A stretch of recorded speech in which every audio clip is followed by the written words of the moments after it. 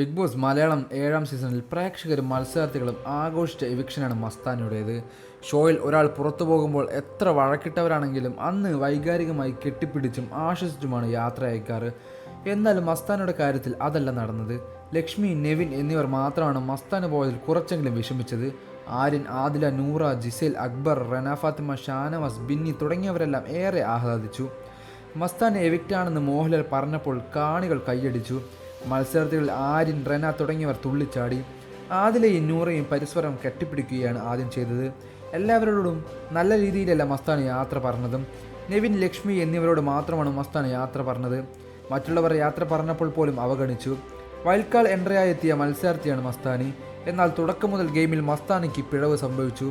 വീടിനകത്തുള്ളവരെയും പുറത്തുള്ള പ്രേക്ഷകരെയും വെറുക്കപ്പെട്ട കഥാപാത്രമാണ് മസ്താനി. ബിഗ് ബോസിൽ നിന്നിറങ്ങിയ ശേഷം ഏഷ്യനെറ്റിന് മസ്താനി നൽകിയ ഇൻ്റർവ്യൂ ആണ് ഇപ്പോൾ ശ്രദ്ധ നേടുന്നത്. ഇടിവെട്ടിയവനെ പാമ്പ് കടിച്ചു എന്ന അവസ്ഥയായിപ്പോയി മസ്താനിക്കെന്ന് അഭിമുഖം കണ്ടവർ പറയുന്നു. ബിഗ് ബോസിൽ നിന്ന് പരിഹസിക്കപ്പെട്ടാണ് അഭിമുഖത്തിനെത്തിയത്. മുന്നിരുന്ന ആങ്കറാവട്ടെ മസ്താനിയെ നിർത്തിപ്പൊരിക്കുന്ന തരത്തിൽ ചോദ്യം ചോദിച്ചു. മസ്താനി ബിഗ് ബോസിൽ ഇതുവരെ ചെയ്ത തെറ്റായ കാര്യങ്ങളെല്ലാം ആങ്കർ ചൂണ്ടിക്കാണിക്കുന്നുണ്ട്.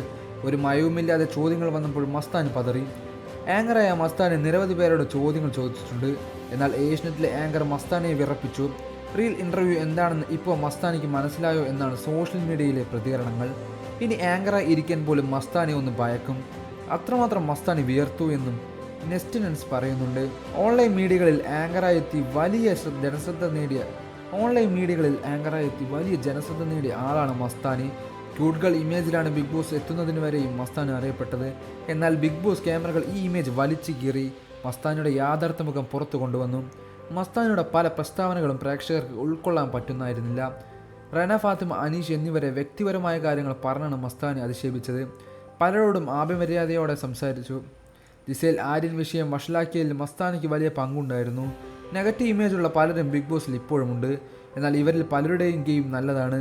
മസ്താനി പക്ഷേ അപകടകരമായ രീതിയിൽ മുന്നോട്ട് പോയത്.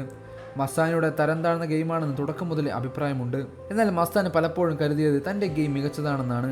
വൈൽഡ് കാർഡ് ആയതിനാൽ അതുവരെ പ്രേക്ഷകർ ആർക്കൊപ്പം നിൽക്കുന്നു, ആരെ എതിർക്കുന്നു എന്ന് മസ്താനിക്കറിയാമായിരുന്നു. അതനുസരിച്ചാണ് മസ്താനി ബിഗ് ബോസ് വീട്ടിൽ പെരുമാറിയതും. കൂടുതൽ വാർത്തകളും വിശേഷങ്ങളും അറിയാനായി ഈ വീഡിയോ ലൈക്ക് ചെയ്ത് ചാനൽ സബ്സ്ക്രൈബ് ചെയ്ത് സപ്പോർട്ട് ചെയ്യുക.